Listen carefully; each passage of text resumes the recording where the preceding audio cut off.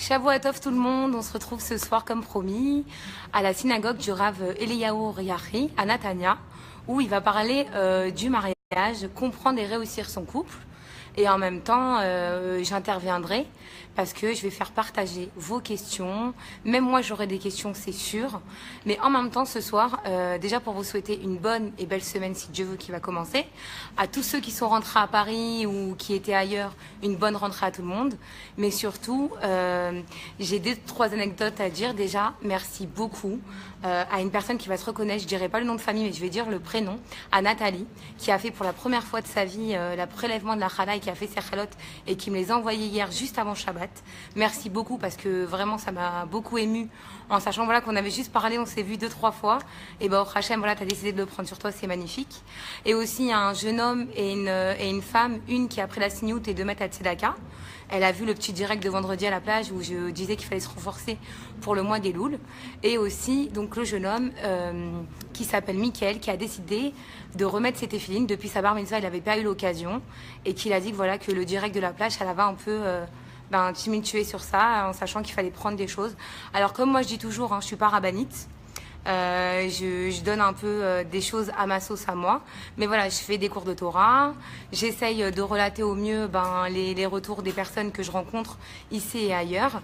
Donc surtout, ce soir, moi j'ai un petit mot à dire sur Elul. C'est que voilà, il y a une chose que j'ai appris aujourd'hui en lisant le livre Sefer Amidot de Rabbi Nachman, qui dit comme ça, il dit, il y a 3 choses qui, Chas Shalom, enlèvent le mauvais degré, Chas Shalom de karet, c'est-à-dire qui est condamné à mort, c'est la tzedaka, la charité, c'est la prière et la teshuva. Donc la teshuva, c'est le repentir. La prière, c'est prier, voilà, au quotidien, de prier. On essaye de faire shararit, mincha arvit, et tout ce qu'on peut rajouter à côté, tout ce qui est brachot, birkat Amazon, voilà, quand c'est Rosh Chodesh, de rajouter le hallel. Donc voilà, plein de petites choses qu'on peut toujours dire à sa hauteur. Le but, c'est d'avancer doucement mais sûrement. Donc voilà, ça parle à chacun parce que voilà, c'est exactement, c'est pas, je vais pas vous dire faites ça, on fait comme on peut, mais surtout le but c'est d'avancer. Donc là on est en plein mois des Louls. Et Loul c'est quoi? C'est le repentir, c'est de prendre des choses sur soi, mais c'est aussi c'est au niveau d'Hachem. Par exemple la teshuva et la prière, c'est au niveau d'Hachem, c'est des choses qu'on va faire envers Hachem. Mais par contre la charité, la tzedaka, c'est des choses qu'on fait envers les gens. Alors moi je vais vous dire aujourd'hui avec mes mots, je suis à Natania, il y a plein de personnes qui me disent, tu sais Déborah, Natania c'est un peu la cour des miracles. C'est-à-dire qu'on est posé au café, tout le monde vient nous demander un shekel, donner, tout le temps c'est donner. Il y a des gens même limite, ils vont te bousculer pour que tu leur donnes. Alors moi je pars du principe, écoutez, on donne surtout comme on veut, mais la mitzvah c'est de donner. Après attention, si on ne sait pas exactement, le but nous on a donné, on a fait la mitzvah, c'est qu'on a donné. Derrière si entre guillemets on s'est moqué de nous ou c'est pas une vraie personne qui est dans le besoin, ça c'est pas avec nous, elle réglera ses comptes avec Hachem. Nous vous avez donné la mitzvah, le but c'est de donner à autrui. Tant que vous avez fait ça, c'est magnifique. Donc Baruch Hashem, le but voilà, vraiment en ce mois des Louls, si on veut enlever les mauvais décrets et surtout les mauvaises fautes qu'on a fait, si on veut se racheter envers Hachem et envers les autres, envers les hommes, il faut donner, il faut augmenter la tzedaka ce mois des Louls. Donc maintenant, voilà, c'était mon petit shiur à moi de ce soir, mais maintenant je vais vous laisser avec le Rav Eliyahu Riahi. Je vous demande surtout de partager, je vous demande surtout de l'écouter, et franchement à tous les couples, à tous les célibataires qui sont derrière leur écran, partagez parce que vraiment, voilà, il y a plusieurs cours, au Hachem, il y a plusieurs rabbanim qui donnent des cours. Lui, je pense que ce soir il va toucher à un point où voilà, qu'on n'a pas trop vu, qu'on n'a pas trop entendu. Voilà, donc encore une fois, Shavua Tov, des bonnes et belles nouvelles, je vous laisse avec lui, et voilà, écoutez bien et partagez. Et de toute façon, attention, s'il y a des questions, écrivez et moi je lui pose après et il va réagir juste après. Alors, Rav Eliyahu Riahi, c'est à vous. Shabbat à tout le monde. Tout d'abord, on va commencer un petit peu à aborder ce sujet. Je vous dis très sincèrement, avant de parler ce soir, j'ai souhaité écouter quelques rabbanim pour savoir un petit peu les différents sujets qui allaient être traités. Et en même temps se dire, il serait bien d'aborder un terrain qui n'a pas été, on va dire, abordé par les rabbanim. Peut-être certains rabbanim l'ont fait, je ne sais pas. Bon, en tout cas, comme on a l'habitude, Hachem Sefatay Tiftah, on fait un guide, Tehillah Techan, on va laisser Akadosh Baruch Hu nous aider à parler par notre bouche. Alors, le sujet qu'on a choisi ce soir avec Déborah, c'est justement comprendre et réussir le mariage. Donc, il y a 2 étapes. 1, comprendre. de réussir. Alors tout d'abord, on va essayer de comprendre un petit peu qu'est-ce que c'est que le mariage. En règle générale, lorsqu'on reçoit, moi j'ai ce mérite, donc de marier les gens, donc je reçois très souvent donc, des couples, Baruch Hashem, et les gens viennent me dire « Ah, on voudrait nous marier, etc. » Et la première question que je pose, c'est de dire « Pourquoi vous mariez ?» Question très simple. « Ah, je l'aime. Ah, c'est l'homme de ma vie. Ah, c'est la femme de ma vie. » Bon, Baruch Hashem, c'est très bien. Mais en vérité, on va essayer un petit peu de comprendre les choses en profondeur. Il y a ce que l'œil voit, il y a ce que l'œil ne voit pas. D'accord ? Il y a ce qu'on appelle le niglé et le nistar, c'est-à-dire ce qui est dévoilé et ce qui est caché. Alors on va essayer un petit peu de comprendre les choses. Lorsqu'Akadosh Baruch Hu, il a créé le monde, la première mitzvah qui est intervenue dans la Torah, c'est ce qu'on appelle la piria veribia, c'est-à-dire le fait de fonder une famille, d'avoir des enfants. Et la Torah nous dit Lotov ha'adam eot levato. Un homme ne doit pas être seul. Et Akadosh Baruch Hu réagit lui-même en disant E'eselo, e'ezer kenegdo. C'est-à-dire, je vais lui faire une aide kenegdo. Un de mes rabbins qui s'appelait Rabbin Shushna, Zecher Sadiq Kadosh Ibracha, disait toujours comment traduit-on le mot kenegdo? Il traduisait pour contre lui. C'est-à-dire qu'il y avait les deux sens, aussi bien pour, aussi bien contre. Alors ici, quand Akadosh Baruch Hu birvodo varatzmo, c'est-à-dire lui-même en personne, vient dire je vais attribuer à cet homme Aizer, c'est-à-dire une aide. Donc on apprend par là qu'en fait c'est Akadosh Baruch Hu qui lui-même a pris les choses en main pour pouvoir donc apporter cette femme à cet homme. Alors on va un peu, je vais commencer un petit peu mes propos avec deux préambules pour bien comprendre. Rappelez-vous, on est dans la phase de la compréhension. Vous savez, ce vendredi, j'ai un cousin à moi que j'embrasse au passage, qui s'appelle Stéphane. Il me dit, mais qu'est-ce que c'est que cette phase de la compréhension? Je lui dis, en fait, si tu viens avec un enfant, tu lui dis, lève-toi pour la prière, lève-toi pour la prière. Il va finir par le faire, mais contraint et forcé. Mais si tu lui expliques l'importance de la tfila, la compréhension ramène la personne à l'action. C'est-à-dire que le fait d'expliquer les choses, en fait, le fait d'être pédagogique, donc permet finalement à la personne de faire les choses, mais en plus avec le cœur. C'est pour ça que je dis, si nous faisons les choses avec la compréhension, je crois qu'on va aborder la vie différemment. Alors on y va. Le traité de Nida nous rapporte les propos suivants. Donc, Amar Rav Yehuda Amar Rav, c'est-à-dire que Rav Yehuda nous rapporte au nom de Rav et nous dit comme ça. Arba'im Yom Kodem Yetzirat Avlad, donc 40 jours avant que l'enfant ne naisse, Bat Kol Yotzet Veomeret, donc il a une voix du ciel qui dit Bat Ploni les Ploni, c'est-à-dire la fille d'un tel pour un tel. Bon, ça c'est très bien. Déjà, on voit qu'il y a un premier point, c'est-à-dire que cette voix du ciel va définir non pas le garçon pour la fille, mais la fille pour le garçon. Bat Plonit, il y a une chronologie dans la citation, c'est-à-dire Bat Plonit, c'est-à-dire la fille de un tel pour un tel. Ce qui veut dire en clair que déjà, la Gemara, qui est on va dire la Torah orale, et qui est la transmission depuis Moshe Rabbeinu par Akadosh Baruch Hu, donc finalement va mettre en priorité la femme, c'est-à-dire que Akadosh Baruch Hu va donner à l'homme. Mais néanmoins, il va y avoir un autre passage dans le Talmud, dans Maseret Sota justement, où Resh Lakish, que tout le monde connaît, puisque Resh Lakish, c'était le fameux bandit, d'accord, qui est devenu la Havruta, c'est-à-dire le compagnon d'études de Rabbi Yohanan, et qui a fait une telle teshuva qui est devenu, on va dire, l'alter ego, c'est-à-dire qu'il est devenu la Havruta, c'est-à-dire qui pouvait devenir la Havruta, c'est-à-dire le compagnon d'études. Et lui, Resh Lakish, dit quelque chose de très fort. Il dit, regarde, il te dit, avant d'étudier lui-même la Gemara, il avait l'habitude de dire quelque chose de très fort. Il te dit, En mizavegin lo le adam, ella le fima asav. C'est-à-dire qu'Akadosh Baruch Hu ne va envoyer la femme à l'homme qu'en fonction de ses actions. Alors, je répète, j'ai deux citations. La première qui me dit, alors, Akadosh Baruch Hu définit 40 jours avant la naissance quelle est la demoiselle qui va rencontrer son hatan. Et de l'autre côté, qu'est-ce qu'il me dit Resh Lakish? Il me dit, ah, mais attention, l'homme, il aura la femme en fonction de ses mérites. La Gemara pose cette question en disant, mais attends, il y a un problème. Ou c'est l'un ou c'est l'autre. La Gemara elle répond très simplement. Elle dit, en fait, ce que nous avons dit 40 jours avant, c'est quand il s'agit d'un premier mariage. Et quand nous parlons que la femme qu'Akadosh Baruch Hu envoie à l'homme, il s'agit d'un second mariage, et alors à ce moment-là, c'est en fonction de ses actions. Alors, je voudrais quand même un petit peu déborder et aller vers, on va dire, un de nos maîtres, qui s'appelle Maharam al-Shir, Rabbi Moshe al-Shir, qui a vécu à Tzfat en Eretz Israël, à l'époque de Rabbi Yosef Karo, 16e, 17e siècle.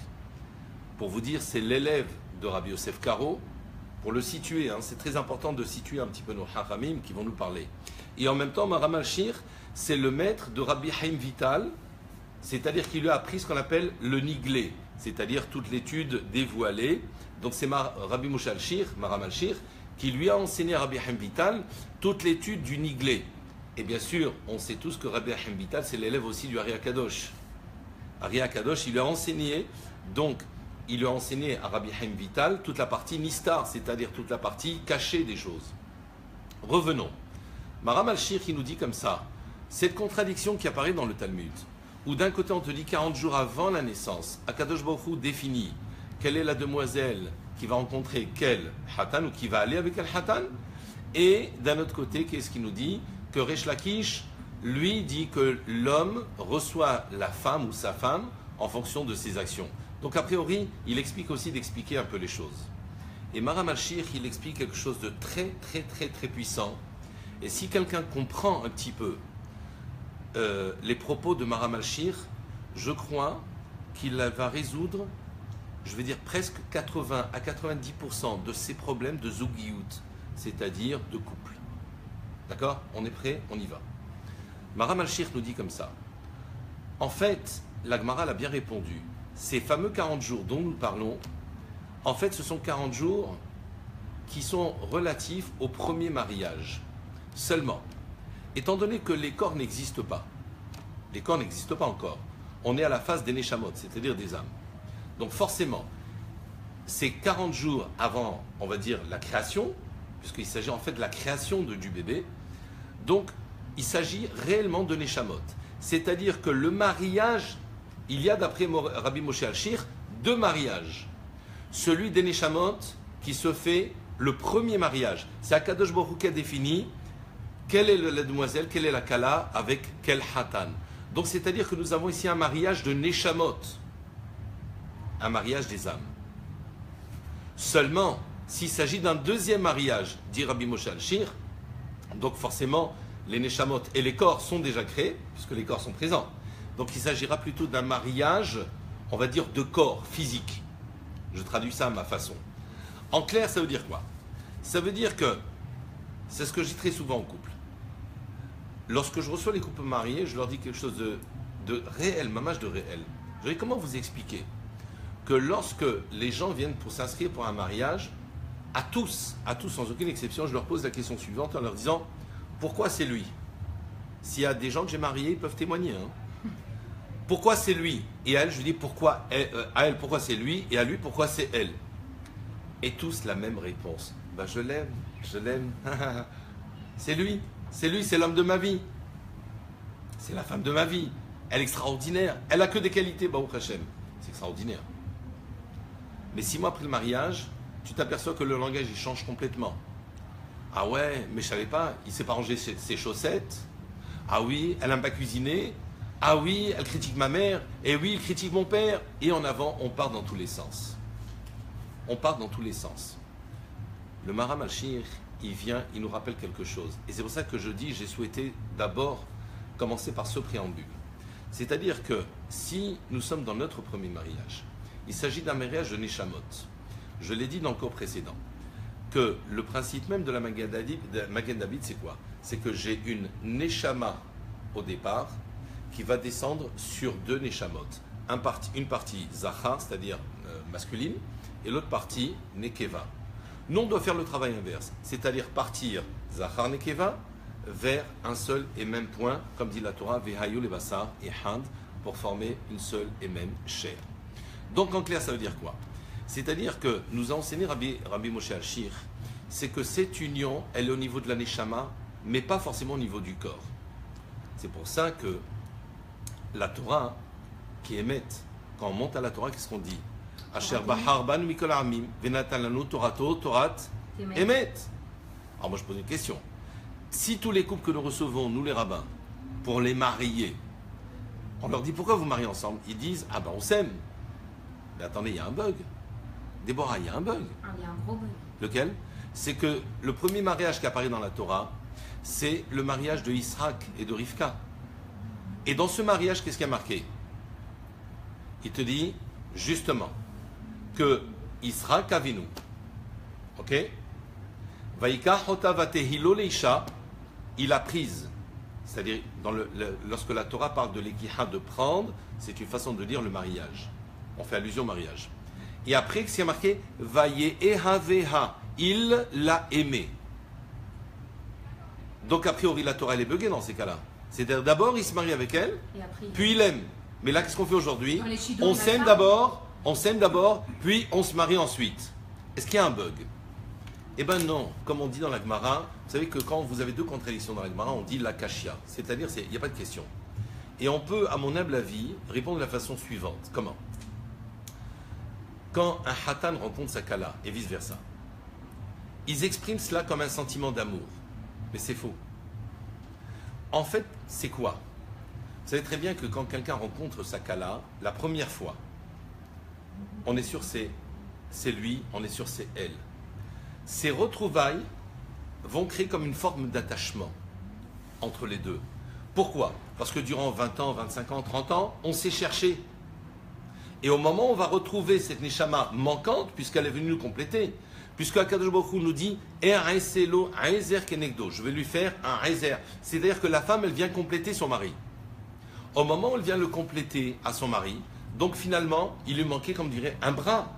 Il a retrouvé ce bras. Le fait qu'il va retrouver, il est content, il ne veut plus s'en séparer. Mais ne sachant pas comment l'exprimer, ne sachant pas comment le définir, comment il va dire ça? Je l'aime. Mais en réalité, ce n'est pas ça l'amour. L'amour, c'est comme dit la Torah, Vehayu le basar echad. C'est-à-dire, ils vont former une seule et même chair. En clair, ça veut dire quoi? Une fois, il y a quelques années, il y a un monsieur, on va dire, de à peu près 75 ans, il m'a donné la plus belle leçon de ma vie. Pourquoi? Parce qu'il allait tous les jours rendre visite à sa femme qui était juste à côté de notre synagogue, dans la maison de repos ici, les personnes âgées. Et il s'occupait de sa femme, excusez-moi, au point de lui changer les couches. Et moi encore, en tout jeune, je veux dire, avec, on va dire, avec moins d'expérience, je lui dis, mais excuse-moi, je vais te poser une question. Ça dégoûte pas? Excusez-moi, on parle directement comme ça. Je lui dis, ça dégoûte pas? Vous savez ce qu'il m'a répondu? Il m'a dit, mais ma femme, c'est moi. Est-ce que moi je me dégoûte de moi-même? Il m'a dit, c'est humain. Est-ce que moi je me dégoûte de moi-même? Si je transpire, je me dégoûte de moi-même. Il m'a dit, mais ma femme, c'est moi. Le Rav Ben Zion Abba Shaul, Zichron Libracha, il avait un talmid, il avait un élève qui était médecin. Et un jour, il a été voir ce talmid, il a été lui rendre visite dans son cabinet. Et donc, à un moment donné, le talmid dit, Kvod Harav, c'est beau de vous voir, qu'est-ce qui se passe? Le Rav lui dit, nous sommes malades. Nous sommes malades. Il ausculte le Rav, il voit que le Rav n'a rien du tout. Il fait, excuse-moi, Mhila, Kvod Harav, vous êtes en bonne santé. Il ausculte la rabbinite, c'est vrai que la rabbinite n'était pas bien. Comment il a dit le Rav? Nous sommes malades. Vehayu le basarehad. C'est-à-dire en clair à Botaï. Si un homme, si une femme ont compris, si les deux ils ont compris finalement que la matara, le but, c'est de former Bassar et Had. C'est ce qu'on appelle mission accomplie. Pourquoi? Parce que là, nous sommes encore dans la fusion au niveau de la Neshama, pas au niveau du corps. Ça veut dire qu'en clair, que si nous sommes issus tous les deux de deux Neshamot, mais aussi ça veut dire que nous sommes deux corps différents, provenant tous les deux de deux horizons différents, de deux environnements différents, et aussi on a été élevés différemment. Donc ce qui veut dire que même si nos Neshamot s'accordent, au niveau, on va dire, environnemental, on n'est pas forcément accordé. Donc c'est une question de temps. Vous savez, il y a des écoles pour être un bon médecin.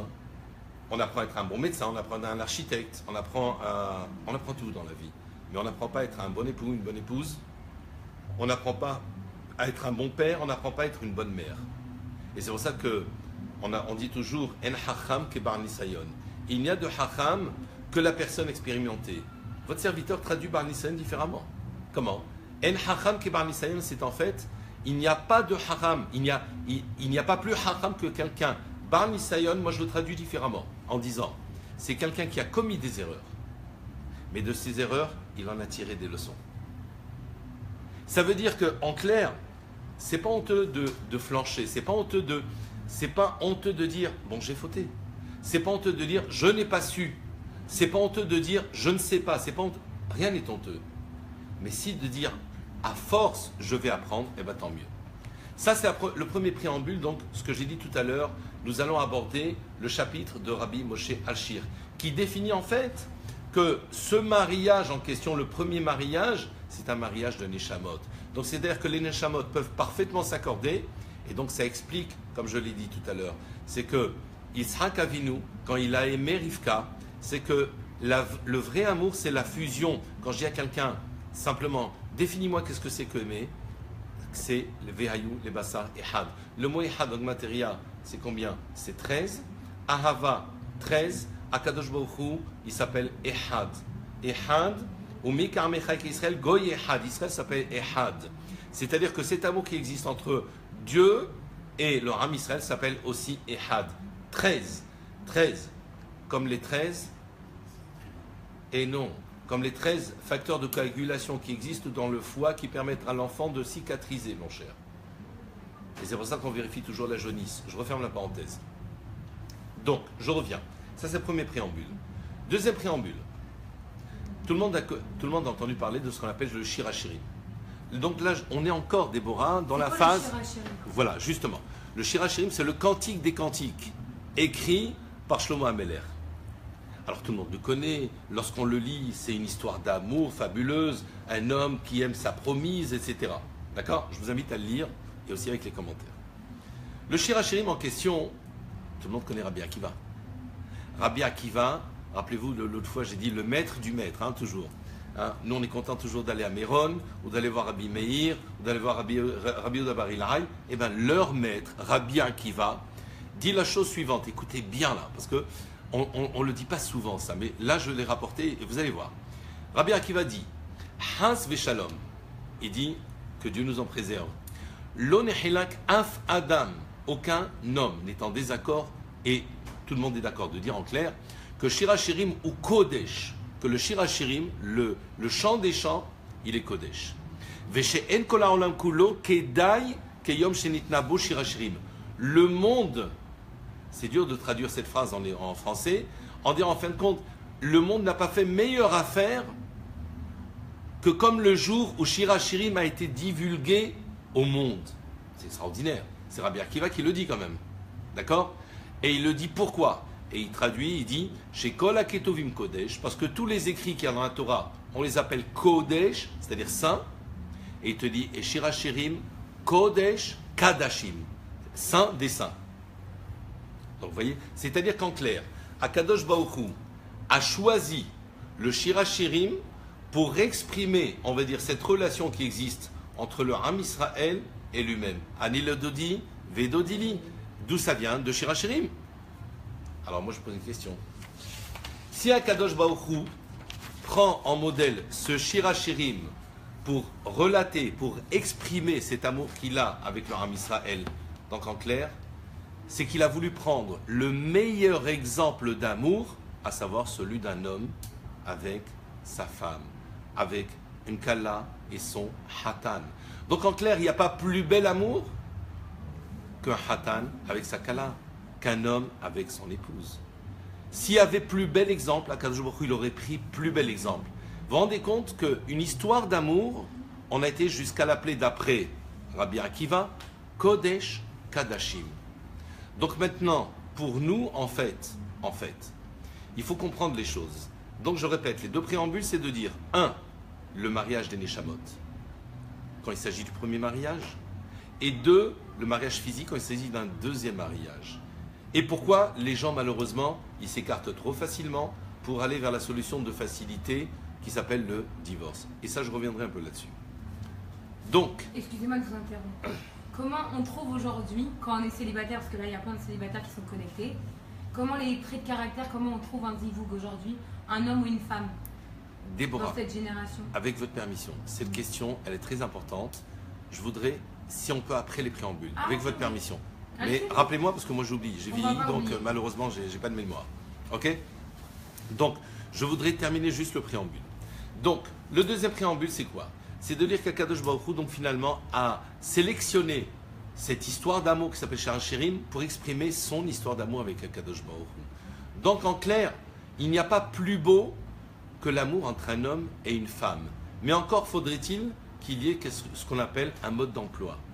Donc c'est pour ça que j'ai parlé de comprendre le mariage. Si j'arrive à comprendre que finalement le mariage, c'est Vehayu le Bassa et Had. Et dernier petit point, avant de passer maintenant un peu à la pratique, parce que tout ça c'est ce qu'on appelle comprendre. Je veux citer le Rambam.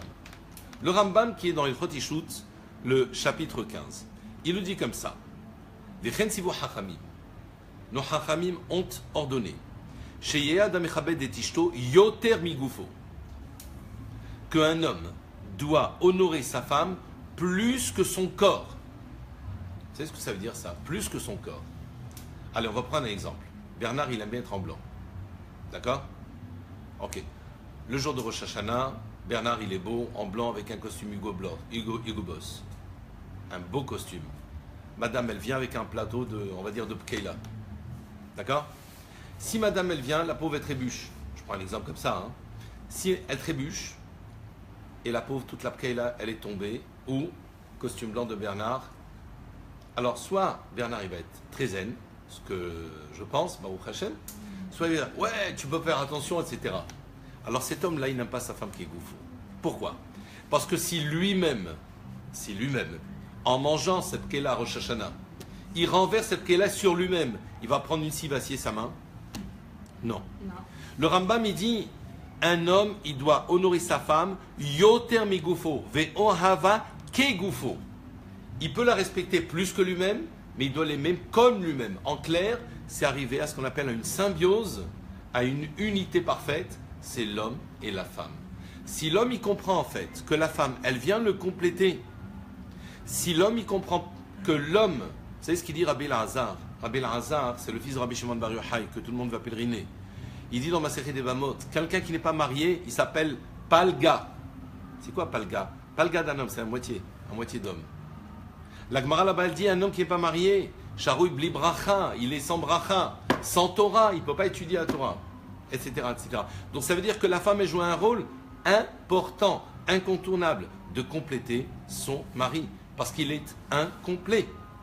Donc ici, c'est pour ça que le Rambam, il continue, et il te dit, justement, Veloyatil alea et matitera. Il ne doit pas instaurer une crainte. Il ne faut pas que quand il arrive, allô chérie, j'arrive. Voilà. Il n'y a pas de ah, tu vois, je rentre, l'effet surprise. Non, pas du tout. C'est pas du délécheres, tout ça. Mais enfin, il dit le Rambam, il termine ce chapitre en disant Vechen sivu alaisha sheti mechabed et barla. La femme aussi, elle doit respecter son mari. En clair, ça veut dire quoi? Très souvent, malheureusement, on m'appelle un peu Darty. Parce que comme je marie, bon, je m'occupe aussi des Brit Milot derrière. Mais aussi malheureusement, je m'occupe des Shalom Bayit. Et toujours, je leur dis, parce que vous savez, quand des fois ça explose, c'est la guerre atomique. Alors forcément, je leur dis, écoutez, je ne vous demande pas de vous aimer. Au moins, restaurer ce qu'on appelle le respect. C'est-à-dire de se parler comme il faut. Vous savez, je vais dire quelque chose, et maintenant je vais rentrer dans le vif du sujet. Le Zohar Kadosh, et là je conclus un petit peu mon introduction, ma chère Déborah. Le Zohar Kadosh, il dit, le jour du mariage, il n'y a pas plus important que le jour du mariage, c'est la vraie naissance de la personne. C'est-à-dire que le jour de la naissance de la personne, cette personne, elle est née manquante. Mais la vraie naissance de la personne, c'est le jour où elle retrouve sa partie, qui est venue la compléter. Donc, dit Zohar Kadosh, là, cette personne, elle est vraiment et réellement née. Donc, en clair, c'est sa naissance réellement. Donc, ça, c'est ce que l'on appelle, je dirais, un petit peu comprendre la partie du mariage. Ça veut dire en fait que le mariage, si quelqu'un y comprend bien, c'est une aubaine extraordinaire. C'est quelque chose de très fort, c'est une opération très forte qu'Akadosh Baruch Hu, il a entrepris. Il aurait pu faire comme au départ, Adam et Hava ensemble. Le Ramchal, Rabbi Moshe Chaim Luzzatto, il a posé une énorme question. Il a dit pourquoi Kadosh Baruch Hu a créé l'homme, puisqu'on a dit Zachar et Keva ensemble, et au départ ils étaient nés ensemble. puis il les a séparés, après il leur demande de se remettre ensemble. Le Ramchal pose cette question et répond, il dit au départ quand l'homme et la femme étaient ensemble, il dit Shelo Mirtsonam, ils étaient ensemble malgré eux.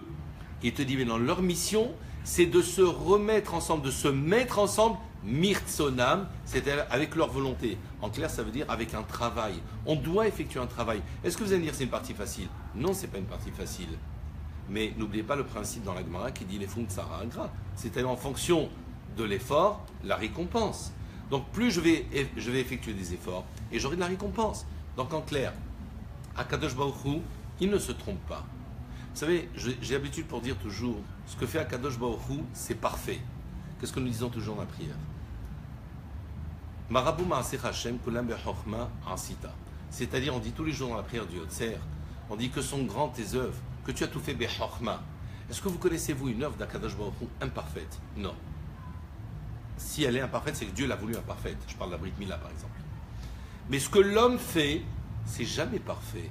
Prenez un modèle de voiture de Renault, il y a toujours des mises à jour. Prenez des logiciels, il y a toujours des mises à jour. Mais Akadosh Baruch Hu, ce qu'il fait, c'est la perfection, l'état pur. Sauf que nous, on ne voit pas la perfection, parce que nous-mêmes, on est défectueux avec notre regard. Et notre regard fait qu'on voit l'autre avec nos yeux à nous et nos défauts à nous, comme dit la Gemara, que la possèle, bémomo possèle. C'est-à-dire que si on voit un défaut chez l'autre, c'est que nous, on a ce défaut. Donc avant d'aborder la deuxième partie, ma chère Déborah, voilà, donc, question. Alors, question, je reviens sur la question qu'on a dit. Comme il y a des célibataires connectés et que Shabbat est sorti en France, donc Shavuatov aux Parisiens, est-ce que... Shavuatov. Ouais. Comment on fait pour trouver son zivoug aujourd'hui? Parce qu'on est un peu dans une génération où je trouve que c'est compliqué de trouver des gens avec des vraies valeurs, des gens simples, avec des bonnes midotes. Les midotes, c'est les traits de caractère.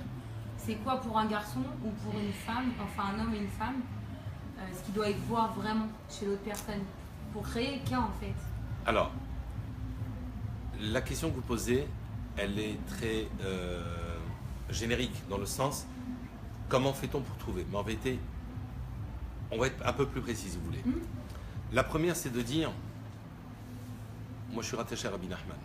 Donc qu'est-ce qu'il dit Rabbi Nachman? Tfila. Moi je me rappelle, je vous donne un exemple très simple. Il y a quelques années, j'avais une voisine.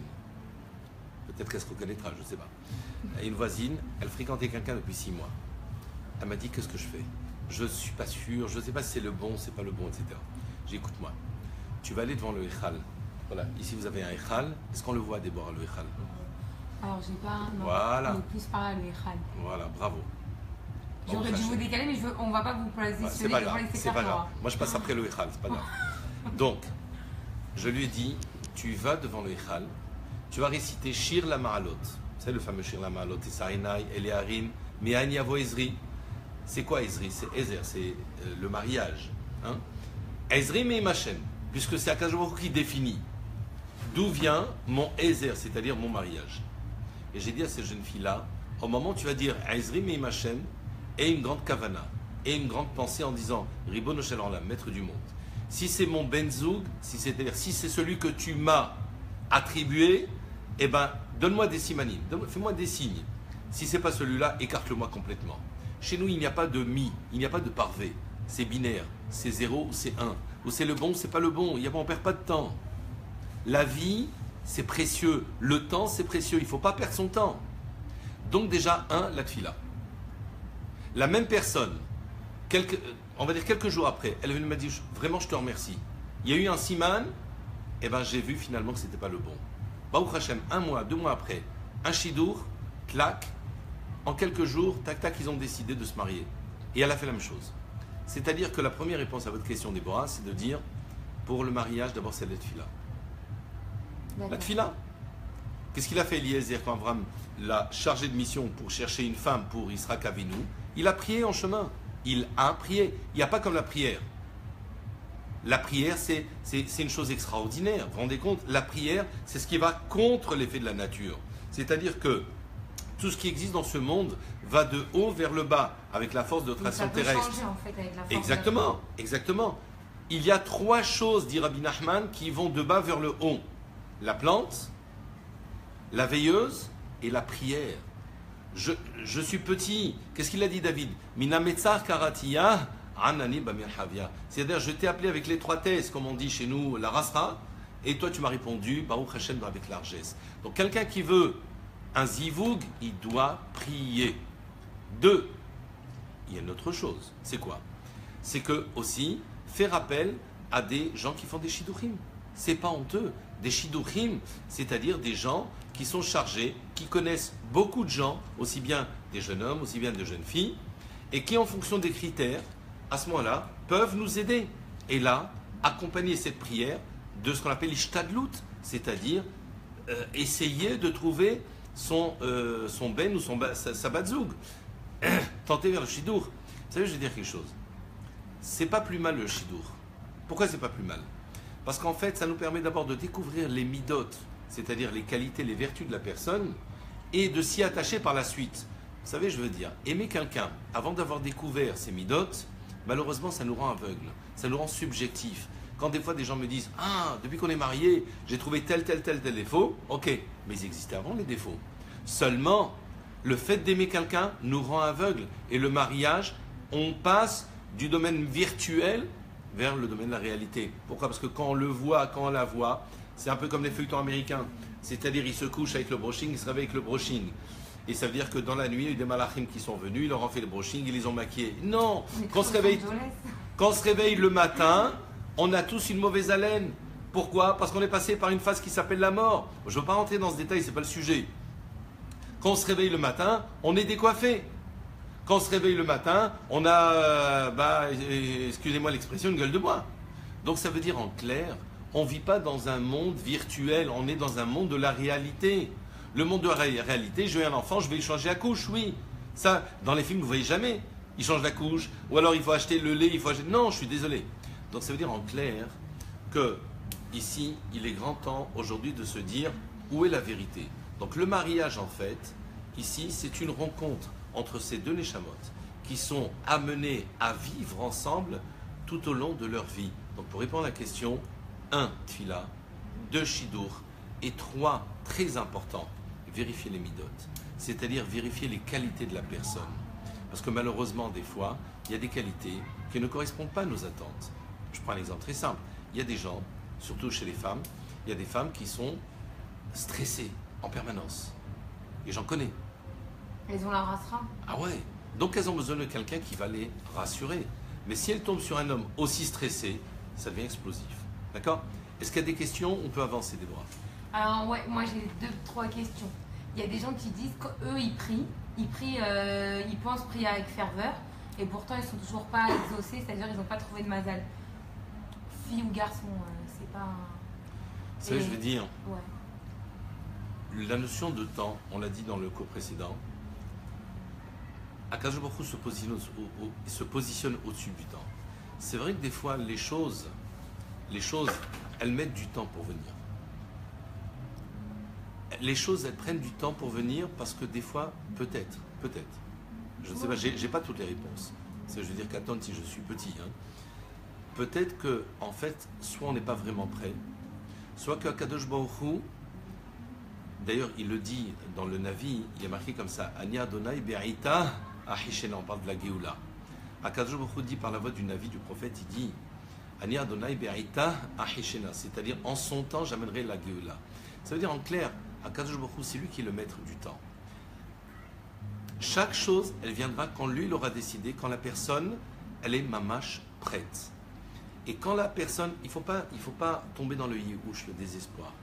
La personne, elle prie, elle aura son mazal. Combien de fois on a vu comme ça des gens se marier sur le tard? C'est vrai. Si elle, aussi bien la demoiselle, aussi bien le monsieur, si eux ils ont fait leur maximum, comme j'ai dit, ishtadlut, c'est-à-dire de faire l'effort de chercher, et en même temps avec les tefila, après il faut laisser faire à Kadosh Baruch Hu. Rappelez-vous ce que nous avons dit lundi, qui était Tse la milhama le vecha umtanu.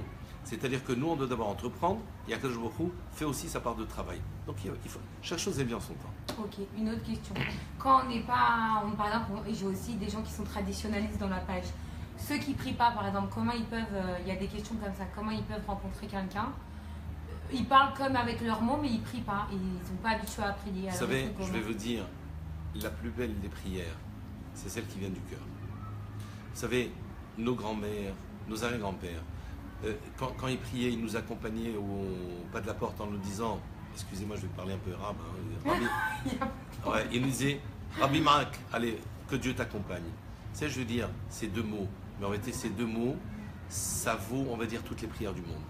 Vous savez, prier, c'est vrai que l'idéal, c'est de formuler avec un livre. C'est quoi un sidour, en fait? C'est comme, on va dire, c'est une personne qui achète un livre où il y a des modèles de lettres. On ne sait pas rédiger une lettre, alors on prend un livre de modèles de lettres. Alors, on va réciter des choses comme ça. La prière, c'est sûr, c'est important. La tefila, c'est important à partir d'un sidour. Mais si quelqu'un ne sait pas, qui prie avec son cœur. Okay. On a dit d'Akadosh Baruch Hu, c'est là qu'Akadosh Baruch Hu, il sait scruter les cœurs et les reins. C'est-à-dire, les reins, c'est ce qui vient aussi avec la pensée. Mais ceci dit, que chacun prie avec son cœur, il n'y a aucun problème. Ok, la dernière question que j'ai à poser, parce que là j'en vois qu'il y en a deux pareils, c'est que des fois on rencontre des gens, et malheureusement quand on voit les familles, ça se présente mal, alors à la finale, il n'y a plus d'aboutissement. Oui. Comment on peut expliquer ça? Bah, justement, vous savez, je vais vous dire, malheureusement, des fois, ça peut arriver. Des fois, on va voir une présentation, un chidour, bon, les gens ont fait connaissance. Et après, on dévoile des choses.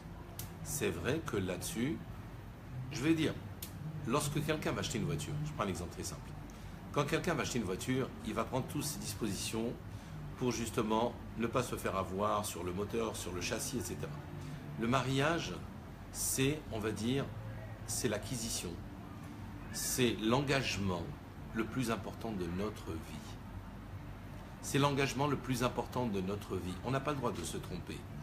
Donc, nous là-dessus, on doit sélectionner avec certains critères. Vous savez que la Gemara dans Yevamot, le traité de Yevamot, il nous parle de beaucoup de cas où, par exemple, lorsqu'on a affaire à des gens qui ont des rumeurs, sur qui il y a des rumeurs, des gens qui n'ont pas des bonnes mœurs, etc., on doit s'en écarter. Vous comprenez? C'est-à-dire que nos maîtres, aussi bien Rashi a beaucoup parlé, a beaucoup commenté là-dessus. Donc ça veut dire que on doit faire attention. C'est-à-dire que, n'oublions pas que la femme que l'on va épouser, et c'est ça que je voudrais dire en même temps, ça va me permettre un peu de passer à la suite. La femme que l'on va épouser, ou l'homme que l'on va épouser, il ne faut pas oublier que ça va être la mère de nos enfants, celle qui va éduquer nos enfants, ou celui qui va éduquer aussi nos enfants, puisqu'on éduque à deux les enfants. D'accord? Eh bien, ça va être celui qui va éduquer les enfants, celui qui va les emmener à la synagogue. Si je prends quelqu'un qui n'est pas rattaché à cette partie, on va dire, traditionnelle, ou d'aller à la synagogue étudier la Torah et tout, bon, forcément, ça va être le même résultat avec les enfants. Donc c'est pour ça que je parle de cet engagement, il est très important, et si on est sélectif, c'est pas plus mal, mais au contraire, dans le bon sens. Il y a des fois des critères de sélection, excusez-moi, qui ne sont pas à leur place, qui n'ont pas lieu d'être, et certains critères de sélection qui sont très importants. Je prends un exemple très simple, Torah ou Mitzvot, c'est primordial, c'est très important. Est-ce qu'il y a d'autres questions? Je peux avancer? Non, on peut avancer. D'accord. En tout cas, maintenant, je vais passer un peu. Donc, on a dit comprendre. On a, Baruch Hashem, je pense qu'on a un petit peu compris. S'il y a des questions, j'y répondrai par la suite. Il n'y a aucun problème. En tout cas, tout le monde aime. Hein. Tout le monde, il y a des bons retours. Tout le monde aime le sujet et tout le monde aime comment vous parlez. Baruch Hashem. Baruch Hashem. Nous, on essaie de faire les choses bémet. Si on va dire, de cette étude, si de cet échange, Bezrat Hashem, ça peut aider les gens, je vous assure, ça sera mon plus grand bonheur. S'il y a un couple qui me dit, en ayant écouté ce que vous avez dit, on a pu changer notre vie, Baruch Hashem, mission accomplie. Alors s'il y a plus, Kalva Homer a plus forte raison. Maintenant, je vais dire quelque chose. Si on a compris que ce qu'a dit le Maharam al-Shir, que le mariage, en fait, c'est un mariage de deux neshamot. Mais forcément, si on parle de complémentarité, ça veut dire que les deux neshamot, elles sont différentes, sinon il n'y a pas de complémentarité. Et maintenant, je vais aborder ce nouveau point. Ça veut dire quoi en clair? C'est-à-dire que la femme qui a ce que l'on appelle une neshama de Nekeva, c'est-à-dire femme, et l'homme qui est Zachar, donc masculine, donc forcément n'ont pas la même conception, ils n'ont pas été conçus de la même façon, et ils ne voient pas les choses de la même façon, et n'expliquent pas les choses de la même façon. Ce qui veut dire en clair, ça veut dire que ici, l'homme, il a pour vocation, la première mitzvah qui apparaît dans la Torah, c'est de dire Pérou Urbu, c'est-à-dire croissez, multipliez, et aussi on doit conquérir la terre. On apprend par là quoi? Que l'homme il a pour vocation d'être un peu le, allez, on va dire le chargé du commerce extérieur un petit peu de la maison. Et qu'est-ce qu'il dit Shlomo Meler? Kol kevuda bat Meler pnima. C'est-à-dire que le kavod de la femme, c'est son intérieur. Donc, par là, on voit qu'il y a deux vocations. C'est-à-dire que les deux ne peuvent pas être à l'extérieur ou les deux ne peuvent pas être à l'intérieur. C'est-à-dire qu'il va y avoir une complémentarité. Et cette complémentarité, chacun doit accepter le rôle de l'autre. Je dis très souvent en couple, il y a à l'entrée de la maison, il y a deux blouses. Une, il y a marqué H, l'autre, il y a marqué F. Si l'homme prend la blouse de F, il va rester la blouse de H pour la femme. C'est-à-dire que chacun va se revêtir avec la blouse de l'autre et tout va être inversé. Et rappelez-vous que si on renverse ce que fait Akadosh Baruch Hu, forcément, on va dire c'est une catastrophe. Donc maintenant, je continue un petit peu. Donc c'est pour ça que la femme, elle a pour vocation de compléter son mari. Rabbi Nachman, il dit, la femme, elle a pour vocation de recevoir, l'homme, il a pour vocation de donner. Il y a souvent des hommes, ils disent, ah mais moi, ma femme, elle me donne pas ci. Non, toi, ta vocation, c'est de donner. C'est pour ça que, justement, ici, il y a un de nos maîtres de la Gemara qui s'appelle Rabbi Hiya. Rabbi Hiya, le pauvre, il a souffert avec sa femme. S'il avait envie d'un plat, je prends un exemple, il avait envie du riz. Il dit à sa femme, bon, je veux du riz pour midi, c'est possible. Elle lui fait des pâtes. Ok. Le lendemain, elle lui dit, qu'est-ce que tu vas manger? Il lui dit des pâtes, elle lui fait du riz. Un jour, les enfants lui ont posé la question à Rabbi Hiya. Ils lui ont dit, dis-nous Rabbi Hiya. Vous savez que les enfants, par respect, n'appellent pas leur père par leur prénom, c'est assourd, on n'a pas le droit. Mais ils appellent papa, c'est le minimum. Ou alors ils appellent Rabbi. Moi j'ai vu ça chez Rabbi David Pinto Shlita, que ses enfants l'appellent Rabbi, et je dis vraiment kolakavot. Et ça, et au passage, je l'embrasse parce que c'est un grand sadique parmi nous. Donc, je reviens à cela. Les enfants de Rabbi Hiya viennent avec leur père, on lui pose une question, mais alors pourquoi tu dirais pas le jour où tu veux des pâtes, je veux du riz? Et le jour où tu veux du riz, tu dis je veux des pâtes. Il leur a dit pour ne pas vous habituer au mensonge. Hein. Et après il a parlé de sa femme. Qu'est-ce qu'il dit? Finalement je bénis cette femme. C'est-à-dire que pour lui, le fait de renverser comme ça, le fait de subir, on va dire, les humeurs de madame, c'était pas important. Parce qu'il a compris qu'en vérité, le rôle, il était au-delà dans une autre dimension. Lequel? Il dit et là je vous cite Rabbi Hiya. Il dit la femme, cette femme que Dieu m'a envoyée, il te dit, Gidla yeladai batora. Elle a éduqué mes enfants dans la Torah. Donc ça veut dire quoi? Il s'est attaché vraiment à l'essentiel. Et de deux, il te dit, cette femme, elle m'a sauvé de la faute. C'est-à-dire quoi? J'aurais pu aller voir ailleurs, j'aurais fauté, mais grâce à elle, c'est pas le cas. Donc regardez, c'est-à-dire que Rabbi Hiya, il s'est attaché à l'essentiel. Vous savez, dans la vie, il y a ce qu'on appelle l'accessoire et l'essentiel, le tafel et le ikar. Dans la vie, il faut s'attacher au ikar et non au tafel. Et malheureusement, hein, je voudrais raconter quand même quelque chose qu'on a vécu il n'y a pas longtemps. Vous savez, je vais vous dire, il y avait un jour le Rav Yagen, Zichrono Bracha. Un jour, il est entré comme ça à son bureau, il y a une dame qui vient en catastrophe.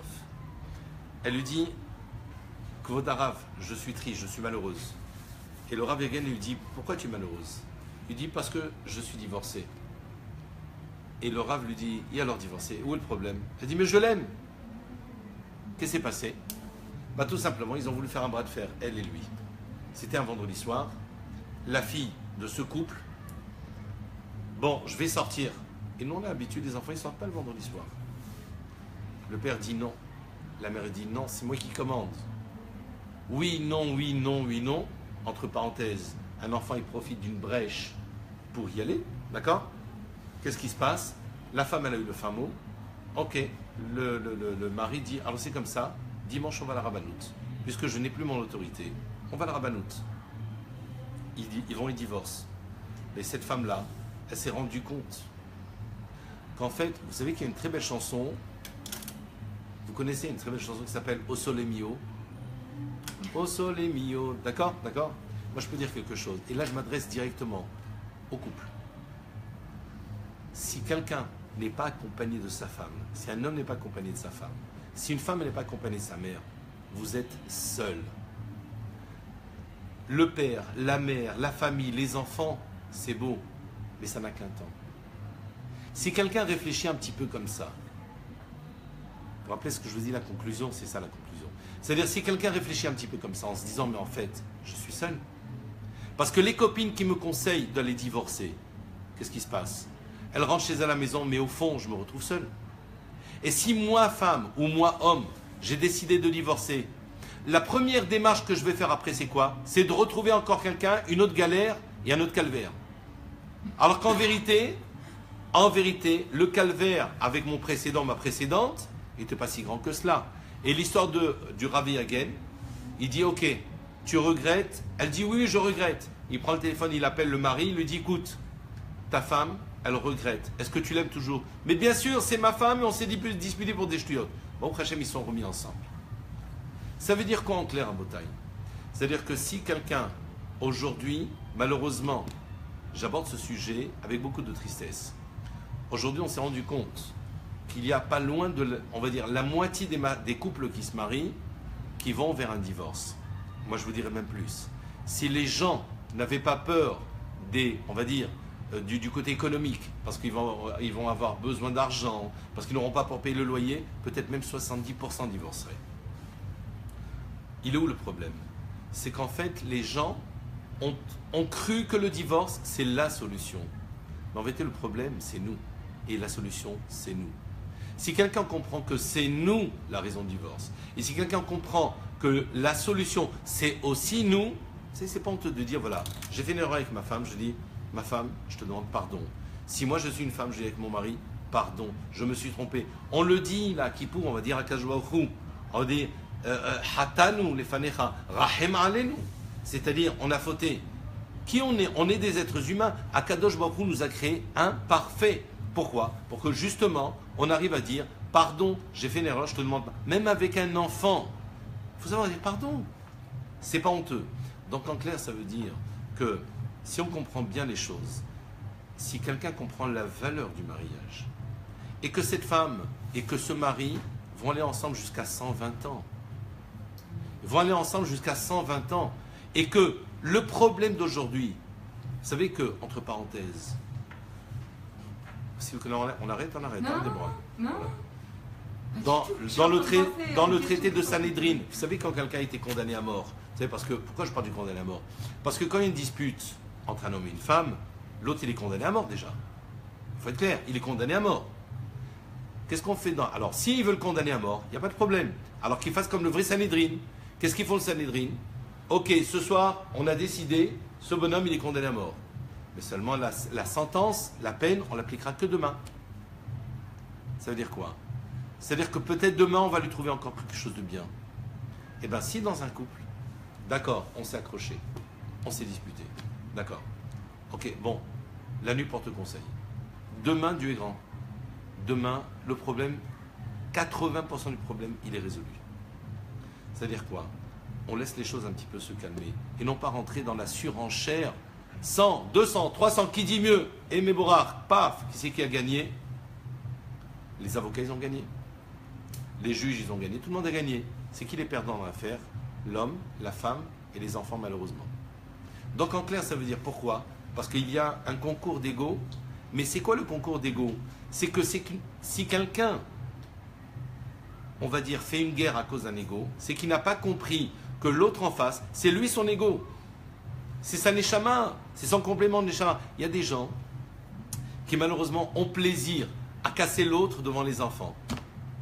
Le mari va casser la femme ou la femme va casser le mari. Excusez-moi, ils sont bêtes. Ils sont bêtes. Parce qu'en vérité, ils sont en train de scier la branche sur laquelle ils sont assis. Respecte ta femme devant tes enfants, tu vois comment les enfants vont la respecter. Respecte ton mari devant tes enfants, tu vois, ils vont lui embrasser la main. Tu as quelque chose à dire à ton mari? Les disputes, les désaccords, ça existe. Ça existe. Mais seulement, quand tu as Beth Shammai et Beth Hillel qui se disputent dans la Gemara, est-ce qu'ils vont s'insulter? Eh ben non. Ils vont chacun définir un petit peu leur position, ils vont étayer leur position, et après on va voir. C'est ce que je dis à tous les couples. Je dis, si par exemple, vous avez un désaccord, c'est le premier point que je dis dans un couple, lorsque je rencontre un couple, je leur dis, qu'est-ce que c'est que aimer? Ok. Deuxièmement, lorsqu'on rencontre un couple, qu'est-ce qu'on leur dit? Très important. C'est de dire en fait, sachez dès maintenant, là vous vous aimez encore, ils ne sont pas mariés.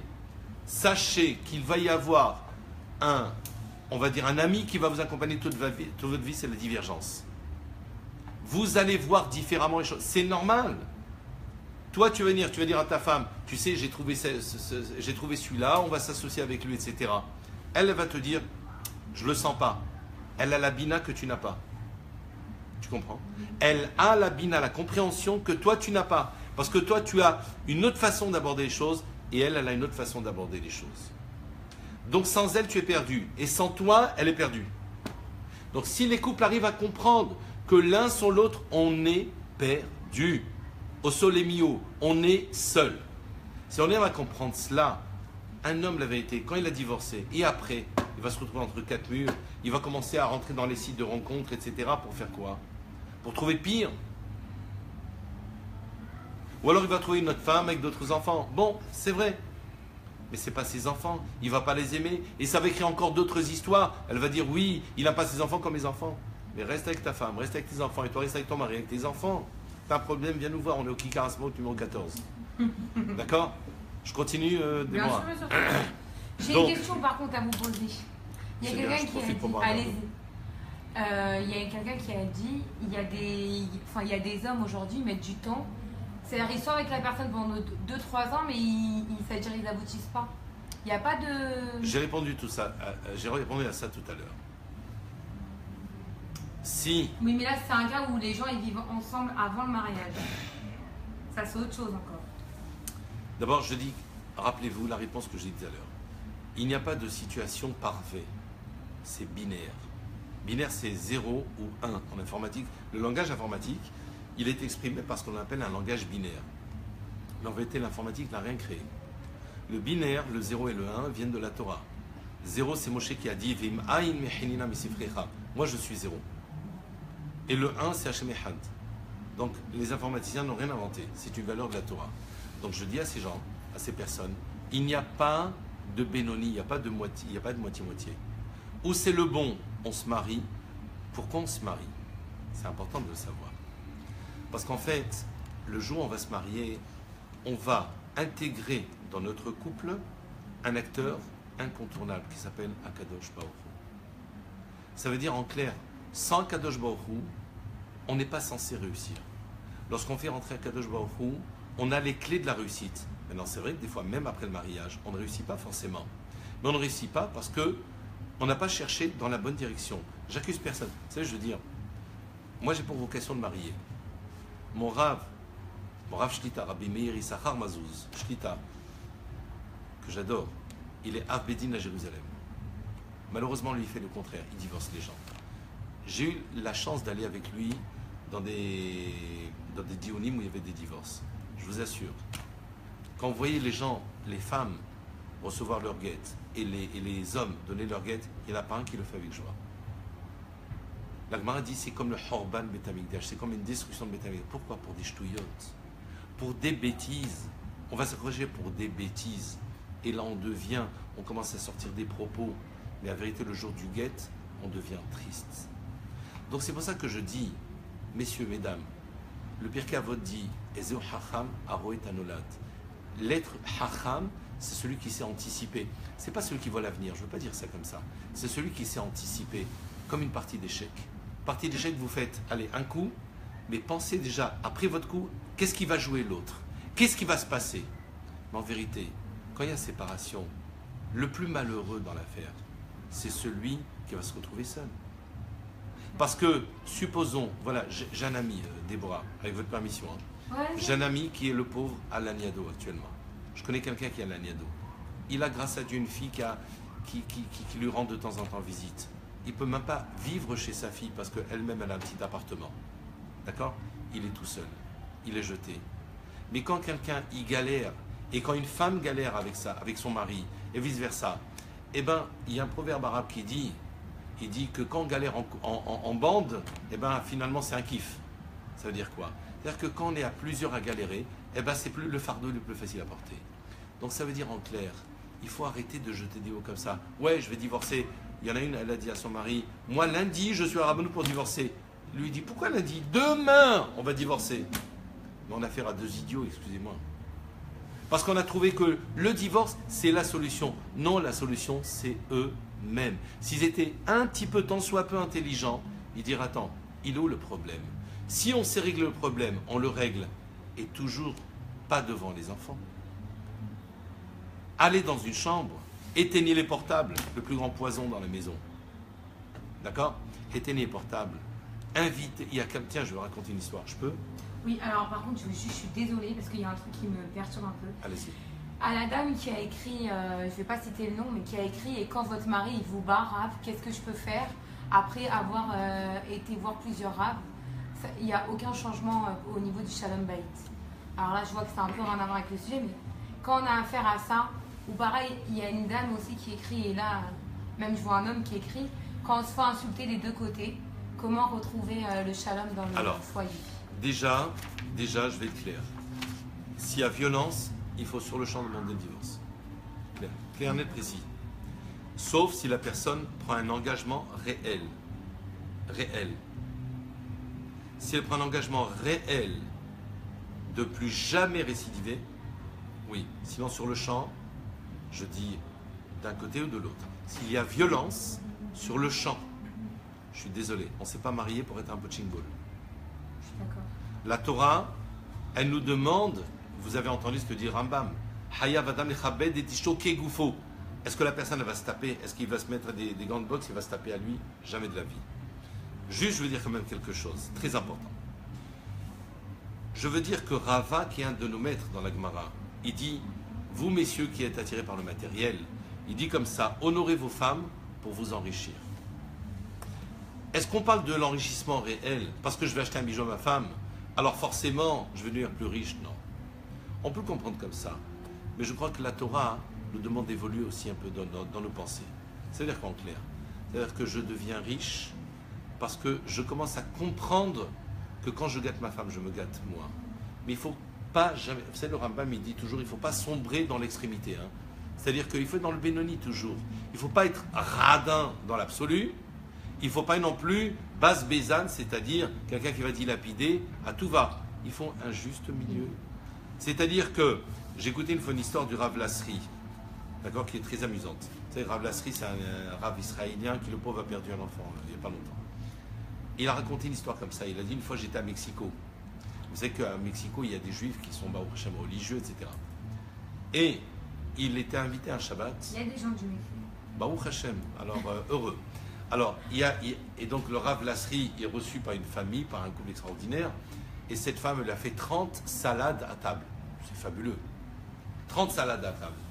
Et le mari vient que le Rav Lasri lui dit, tu te rends compte, ça fait 20 ans que je suis marié avec elle, ça fait 20 ans qu'elle ne met pas le sel à table. Le Rav Lasri lui a répondu, peut-être qu'il t'aura fallu 20 ans pour comprendre que c'est à toi de mettre le sel à table. Vous comprenez le truc?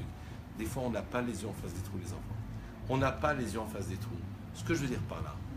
Maintenant, par rapport à la violence verbale, puisque la deuxième question... La deuxième question, c'est verbal. Il y a des insultes et il y a un manque de communication, ça ne passe que par les insultes. Tout à fait. Moi, je dis comme ça. Si un couple, c'est pas honteux de dire, de faire un constat d'échec, de s'asseoir, de dire, voilà, on est finalement deux malheureux. On se manque de respect, on est deux malheureux. C'est pas honteux. C'est pas honteux de dire, eh ben, on a fait un constat, on n'a pas réussi. Mais seulement, on va essayer d'arranger. Je répète que le divorce, c'est la solution, on va dire, allez, extrême. Mais en vérité, ce qu'on doit faire dans ces cas-là, c'est de se dire, ça m'est arrivé il n'y a pas longtemps, hein, j'ai reçu un couple qui malheureusement ne savait plus se parler. J'aurais dit, mettez de côté l'amour. Mettez de côté l'amour. Apprenez à vous parler. C'est simple. Si on parle d'un homme, quoi qu'il fasse dans la vie, il a toujours affaire à une clientèle. Et il nous arrive très souvent d'avoir affaire à des clients très lourds, très antipathiques, agressifs. Et pourtant, on garde son calme. Et on va utiliser le mot. Et quand je marie des gens, dans la chana que je fais, dans la dracha que je fais dans la formation, je leur dis toujours, il y a ce que j'appelle le choix des mots. Quand je parle à un client, non, tu n'es pas d'accord? Quand je parle à un client, Je choisis mes mots. Eh bien, ma femme, ça doit être une cliente. Et si moi, je suis une épouse, eh bien, quand je vais parler à mon mari, je vais choisir les mots. Parce que si je vais déjà par les mots, je vais blesser, je suis désolé. Si quelqu'un il est mort par les mots, on ne peut plus le relever et il ne peut plus s'arranger. En clair, on ne tire pas sur une ambulance. Je prends un autre exemple. Ça marche aussi avec les enfants. Ça nous arrive à tous de commettre des erreurs avec les enfants. Un enfant qui rentre de l'école avec un 0. Je viens avec cet enfant, je lui dis, mais t'es nul, t'es 0. Je l'ai tué. Cet enfant, je l'ai tué. Mais par contre, si je viens avec mon enfant, je lui dis, tu sais mon fils, je suis surpris. Comment un enfant aussi intelligent que toi s'est permis d'avoir une mauvaise note? Vous comprenez? Ça veut dire en clair que je suis venu avec cet enfant, je l'ai démoli complètement. Je lui dis tu es un nul, je lui dis tu es un vaurien, c'est fini, il est mort, il ne se relèvera plus jamais. Comment je l'ai détruit? Par des mots. Juste pour la petite anecdote, sachez que Moshe Rabbeinu, quand il a tué l'Égyptien, il l'a tué par des mots. Il l'a tué par des mots. Ça veut dire en clair, avec les mots, on détruit quelqu'un. Mais aussi avec les mots, on peut reconstruire quelqu'un. Cher Kala, quand votre mari vient vous voir avec une belle cravate, un beau costume, ça coûte pas cher de lui dire « T'es bon mon mari, t'es classe mon mari ». Ça lui fait plaisir. Mais la femme, c'est exactement la même chose. « Ah, ma femme, t'es belle », un petit compliment, ça fait jamais de mal. Ça veut dire qu'en fait, ce qu'on attend l'un de l'autre. Et là, je viens vers la fin de notre échange, parce qu'il y a beaucoup à dire, hein, Déborah. Il y a beaucoup. Alors, je suis désolée, encore 2 questions sur ça. Vas-y. Ils disent, et Rav, quand il y a tromperie, et même qu'on a réessayé et qu'on voit que s'il n'y a pas de... Malheureusement, ça arrive. Malheureusement, ça arrive. Alors, regardez. Mais là, je vais être un peu dur. Ah bah, soyez. Je vais être un peu plus dur, je veux pourquoi. Si malheureusement, il y a un écart du couple, moi je vais dire ça comme ça. S'il y a un écart du couple, il faut que le couple se remette, il faut que tous les deux se remettent en cause. Il faut que tous les deux se remettent en cause et voient qu'est-ce qui ne va pas. Maintenant attention, c'est sûr qu'il ne faut pas qu'il y ait récidive. Il faut que l'un ou l'autre s'engage à poursuivre le chemin ensemble. Mais il faut qu'il y ait un engagement ferme et définitif. Mais je répète, quand il y a un écart qui s'est fait dans le couple, il faut en parler, il faut crever l'abcès et voir pourquoi, comment. Pourquoi et comment. Je prends un exemple très simple. J'ai eu un cas comme ça, j'ai eu un cas où un jeune couple, malheureusement, un jeune couple, la femme est très jolie. Elle partait travailler dans un bureau à côté de Tel Aviv, etc. Alors, quelqu'un de la famille lui dit « Ah, mais t'es belle, mets-toi en valeur. Mets-toi en valeur. » Ce qui veut dire, en fait, mets-toi en valeur, ça veut dire sois un peu en mini-jupe, sois un peu en décolleté. Mais à ce moment-là, ça veut dire quoi? Ça veut dire que les autres vont commencer à la voir. Tant que tout va bien avec son mari, qu'est-ce qui va se passer? Aucun homme ne peut l'approcher. Mais si Has Veshalom, elle est en dispute avec son mari, qu'est-ce qui va se passer? Il va se passer qu'elle devient à ce moment-là une cible potentielle. Imaginez-vous qu'il y a un Casanova dans la boîte, il va commencer à lui parler, il va commencer à lui parler bien, il va commencer à la soulager, et là, elle devient faible et elle devient une cible potentielle. Donc c'est pour ça que je dis que quand malheureusement il y a des écarts dans un couple, il faut en parler, il faut crever l'abcès, les deux. Et là je dis que là on doit en parler et la solution elle est dans le couple et elle n'est pas ailleurs.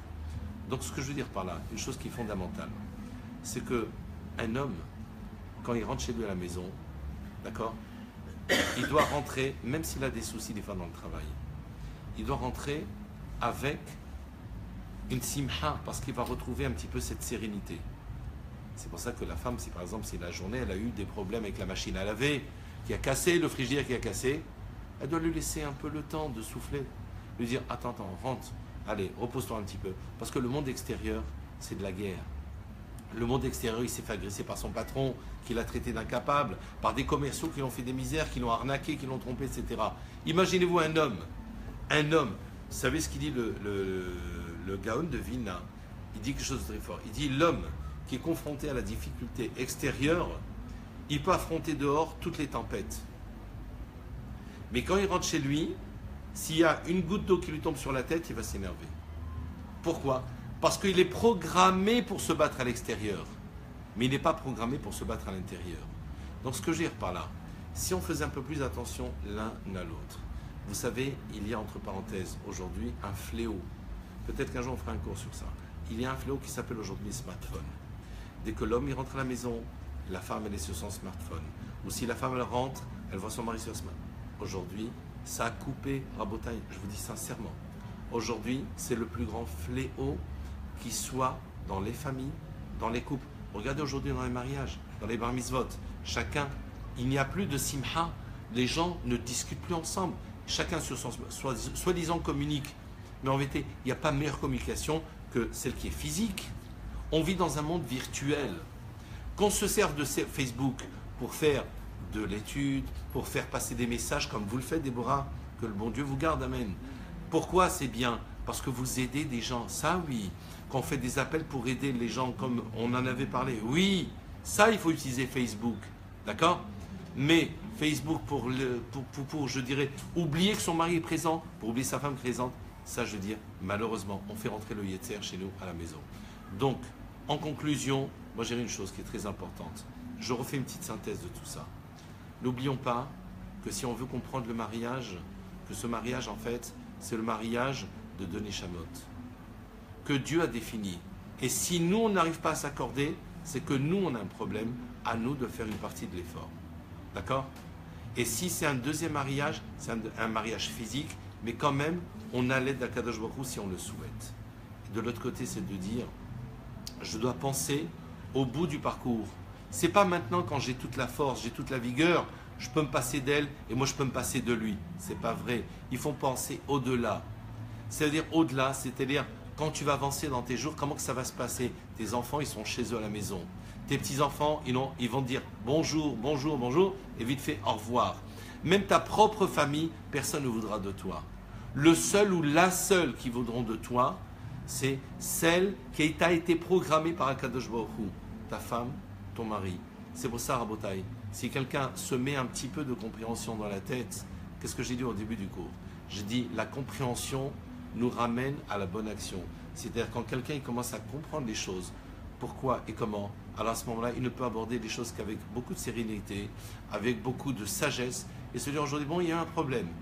Il n'y a pas un couple, il n'y a pas un foyer, il n'y a pas une maison, où il n'y a pas de problème. Partout, il y a des soucis, mais seulement on essaie de les aborder. C'est quoi un dépôt de bilan? Un dépôt de bilan, c'est quand j'ai une multitude de problèmes, les uns après les autres, et je croule sous ces problèmes, et que ce que je dis, ah ben finalement je m'en sors pas, dépôt de bilan, et ben c'est fini, c'est mort. Non, chez nous c'est pas comme ça. Akadosh Baruch Hu, il a créé le monde. Comment? Premier jour, il a fait ça. Deuxième jour, il a fait ça. Troisième jour, il a fait ça. Et bien si on a des problèmes, on va régler problème par problème. Déjà, on règle nos problèmes de communication. Comment? Ben, on va se reparler avec du respect. Comme au premier jour, on s'est connus. Au fait, tu t'es marié, tu as pris 20 kilos, c'est pas normal, fais attention à toi. Pourquoi le premier jour, il fallait lui plaire, il fallait que tu sois le ventre bien plat, et maintenant tu es... Ma femme, elle est venue... Ma femme que je bénis au passage, tiens, voilà.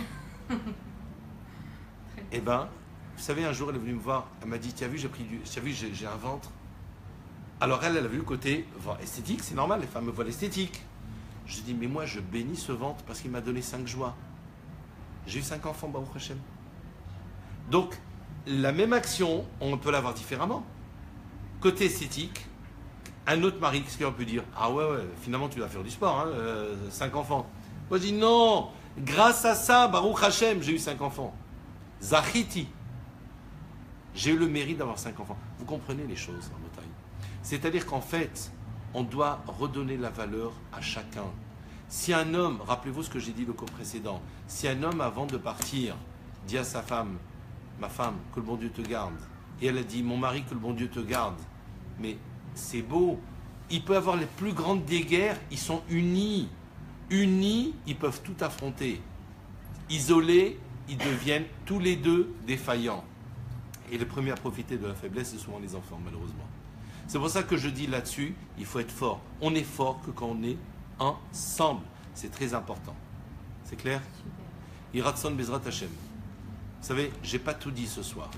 Ce que je souhaite du fond de mon cœur, je souhaite que ces quelques paroles que nous avons dites en ce mois d'Elul soient des mois de réconciliation. Même si on est bien à la maison, de réconciliation. C'est les problèmes, on est à votre disposition. C'est les problèmes, ne voyez jamais les gens de la famille si vous avez des problèmes. Voyez toujours des gens objectifs et non subjectifs. Les parents ne sont pas objectifs, ils sont subjectifs. Comment ma fille a parlé comme ça, à mon fils elle a dit comme ça? Non, allez voir des rabbinim, des rabbanites. Baruch Hashem, c'est pas ce qui manque. Et eux pourront vous aider. C'est pour ça que je dis clairement, le mariage, c'est la chose la plus belle qui soit en fait. Le mariage, il n'y a pas plus beau qu'un mariage. Quand je viens, je vieillis. Allez, je vais parler encore de ma femme. Elle me dit, tu as vu, j'ai les cheveux blancs. Je lui dis, mais c'est magnifique. Parce qu'aujourd'hui, on leur a mis dans la tête que les cheveux blancs, c'est une tare. Alors, où est-ce qu'on est mal? Quand quelqu'un il meurt jeune, on dit, ah, le pauvre, il est mort jeune. Quand il vieillit, tu as vu la vie. Alors, on est content quand? Quand est-ce qu'on est content? En vérité, vieillir, c'est une bracha. Avram Avinu a marqué, Ve'avram Zaken Baba Yamim. Il a vieilli. Donc, je vous souhaite à tous et à toutes, Bisrout Chodesh Elul, avec le mérite du mois de Elul, de vivre le plus longtemps ensemble, d'être ensemble dans une harmonie. Mais l'harmonie ne viendra pas seule, elle viendra que si chacun fasse un effort, que chacun, mamash, il prend sur soi. Ce soir, je n'avais pas la prétention de vous apprendre des choses. J'ai souhaité dire une seule chose. Avec Déborah, on a choisi ensemble le sujet. Comprendre, je crois qu'on a compris un peu la raison du mariage. Et réussir son mariage. Les clés, il y en a plusieurs de clés. On n'a pas tout abordé ce soir, mais au moins quelques points principaux. C'est-à-dire le respect, comme il dit au Rambam. Respecter l'autre quand je lui parle. Je peux tout dire à Botaï, je peux tout dire, mais avec respect, avec égard. Je peux tout dire, mais je dirais d'une façon correcte. Et ne pas chercher à démolir. Parce que je répète, quand je démolis l'autre, c'est moi que je démolis.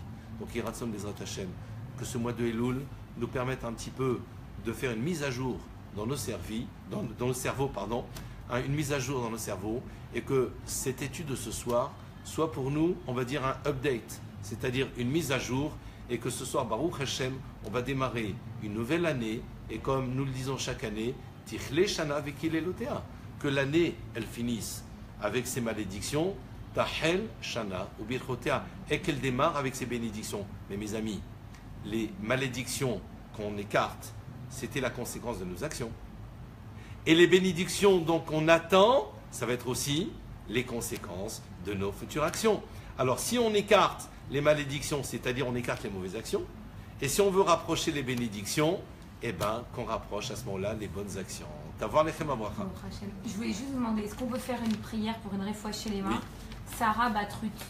Mishverach imotenu, deux choses. Sarah, Rivka, Léa, ou Ivarer et Sarah Bat Ruth. C'est quoi, refoua chez les mains? Réfoua chez les mains. Shakadosh Baruch Hu, Ishlahla, refoua chez les mains. Bichlal, Kol Chole, Amo Israël, Ba'agala, Oizman Karev et Mohamed. Mishverach, imotenu, Akedoshot. Sarah, Rivka, Rachel, Léa. Maintenant, je voudrais, s'il vous plaît, au moins 20 000, 30 000 likes, pas like. Amen. Alors, Mishberach, Imotenu, Akedoshot, Sarah, Rivka, Rachel, Ouivarech, et Devora, Bat. Dvora Chaya Batlea. Dvora Chaya, Bat. Batlea. Batlea. Sarah, Bat. Léa. Et la troisième, Yael, Batlea. Et tous les célibataires. Bezrat Hashem. Shakadosh Baruch Hu, Yizakem lechupatam Bezrat Hashem. Veshe'avdechem haneeman yizkeu lehatenotam. C'est-à-dire que moi j'ai le mérite de les marier Bezrat Hashem. Tavoir lechem abracha. Il y a des questions? Il y a une question, c'est quand vous venez à Paris, les gens ils veulent savoir si vous faites le 5 septembre, je serai à Paris Bezrat Hashem et je serai prêt à organiser quelque chose avec vous, Déborah. D'accord, avec plaisir. Et une dernière question, est-ce que vous comptez faire sur Natania des cours tous les samedis soirs comme vous venez de faire? Il y a eu 3 questions dans ce sens. Eh bien, si... Bon, moi je serai pas là, mais peut-être que Stéphane Fargeon qui est derrière l'écran prendra la relève. Bah écoutez, si là-dessus on est soutenu d'un point de vue logistique, parce qu'on ne peut pas être partout, donc avec grand plaisir. Ben, avec grand plaisir.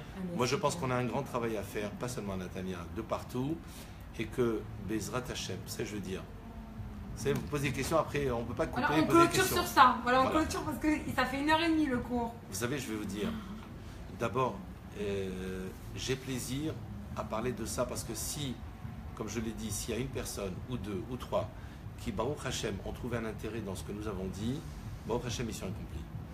Moi je dis, lorsqu'on dit tous les jours, Iratson, j'étais venu Beth Amikdash, on dit à Kadosh Baruch Hu, on veut tous les jours qu'il reconstruise le Beth Amikdash.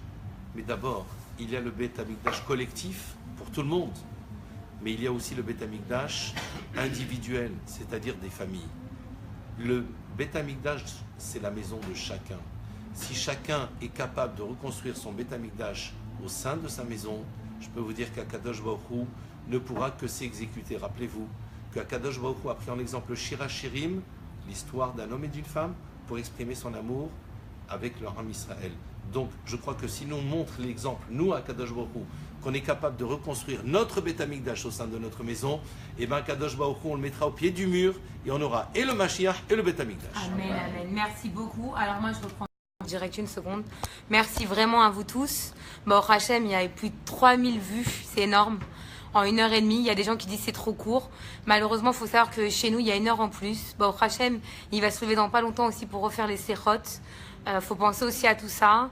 Baruch Hashem, il a prié toute la journée. Donc, je ne vais pas prendre non plus trop de son temps. Mais Baruch Hashem, il y aura d'autres directs. Stéphane Farjon, qui est derrière l'écran en Israël, peut-être prendra la relève.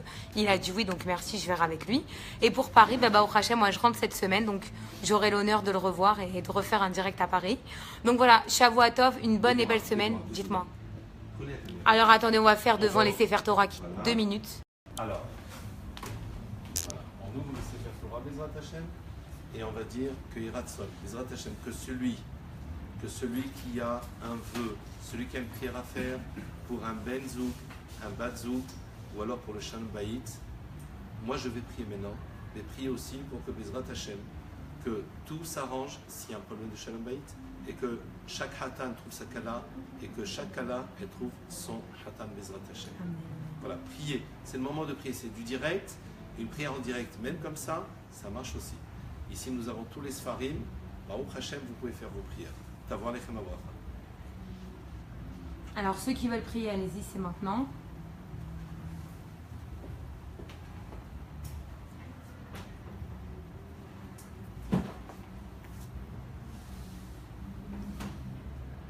Voilà. Et maintenant, on me demande où on peut vous retrouver le 5 sur Paris.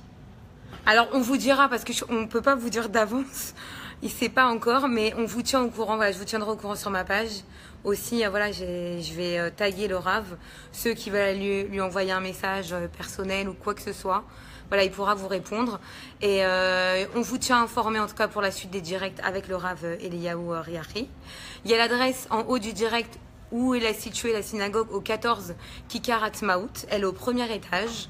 Donc voilà, merci de nous avoir suivis aussi nombreux, partagez, parce que quand on partage une parole de Torah, on crée des mitzvot, et c'est ça l'essentiel. Et si on a aidé des couples ce soir ou des célibataires, eh ben tant mieux, c'est juste le but. Allez, belle et bonne soirée à vous, et que des bonnes choses si Dieu veut, et que tous les célibataires, et que tous les couples, amen, il n'y ait que des bonnes nouvelles. Et si Dieu veut, et que le Rav Eliyahu Riahi ait le mérite de les marier, si Dieu veut, à ceux qui sont à Natania. Allez, une bonne et belle nuit à vous. Ah bah, à bientôt.